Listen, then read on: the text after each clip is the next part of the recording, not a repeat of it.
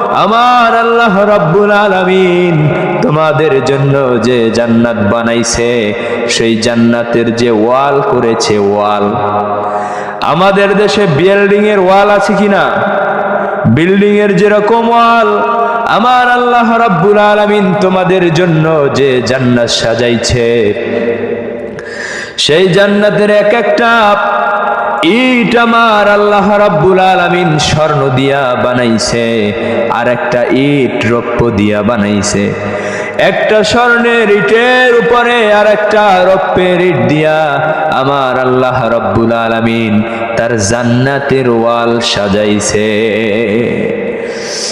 এরপরে আল্লাহ রাব্বুল আলামিন সেই জান্নাতের ভিতরে আল্লাহ রাব্বুল আলামিন এমন নিয়ামত রেখেছে, আমার আল্লাহ রাব্বুল আলামিন জান্নাতের ভিতরের মাটি